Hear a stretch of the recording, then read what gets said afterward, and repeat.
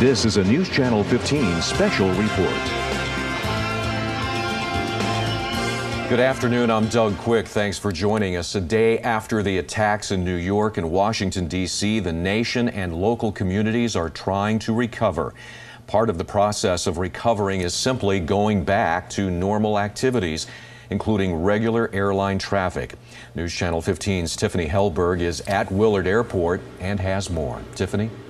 Doug, as you can see behind me, Willard Airport is a ghost town and nobody knows when things are going to pick back up. There were reports that the FAA was possibly going to reopen airports at noon. The FAA is now saying it's not going to do that. But whenever air traffic does pick up, local airlines say things could be very chaotic. Nobody knows what to expect. There could be new security measures, new regulations, and simply reorganizing things will take a lot of time and effort.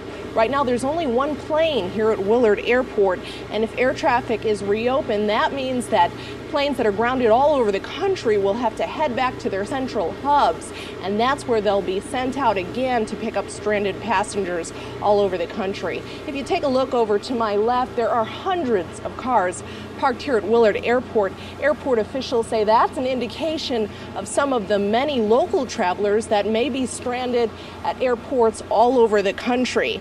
Again, no word on when things could pick back up or when Willard will reopen. We're just waiting to hear from the FAA. Live at Willard Airport, I'm Tiffany Hellberg, News Channel 15.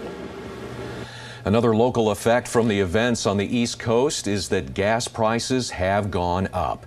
At first, some stations pumped prices up to $4.25 a gallon, but today they seem to have settled in at around $2 a gallon. News Channel 15's Vermilion County reporter Summer Jackson has been covering this story, and Summer has more. At the clock station I'm standing at right here in Danville, I don't know, I'd like to go measure a couple of the parking lots in town, like by the City Hall. But I do hear down the street they're still at about $2.79 a gallon.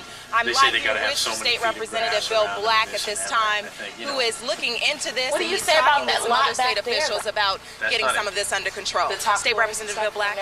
Summer, I'm outraged. Oh, you mean the parking garage? I hear that's unsafe to go in. It's tragedy. Gasoline prices largely based on rumor and/or panic, and I'll go so far as to say profiteering off this tragedy. I think I don't know. I think they got something in the works to fix that. As much as $3 a gallon. Well, a lot of hours after you know the American people, they want to park as close as they can on the East Coast. And my customers, there's no reason for this that I can discern. Collateral I talked to the governor's staff early this morning, the Attorney General's chief of staff.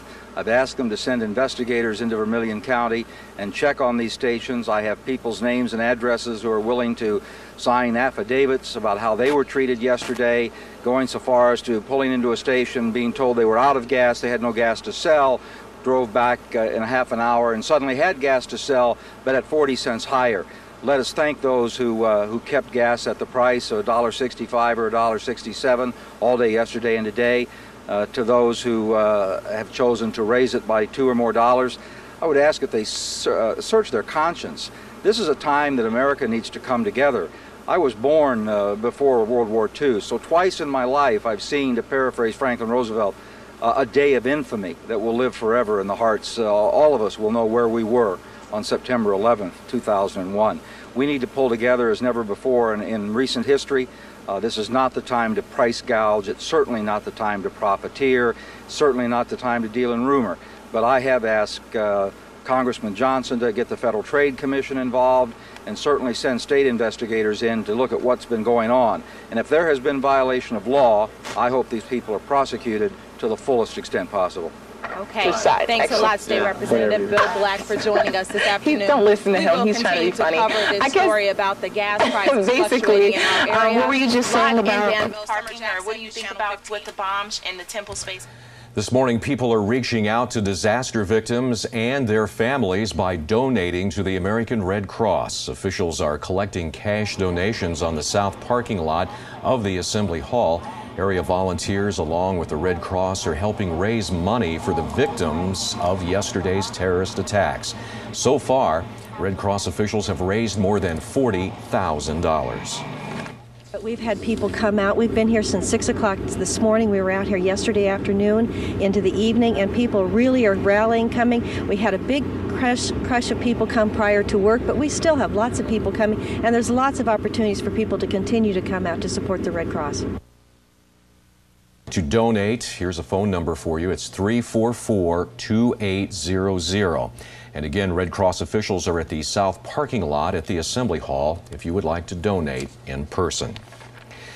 Well, the day after, students and faculty at the University of Illinois are remembering those who lost their lives. Chancellor Cantor at the University of Illinois gave students the option of attending classes today.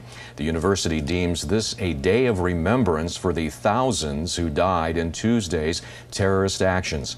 Students will not be penalized if they do not attend classes this afternoon. Chancellor Cantor feels students need a time to cope and to heal.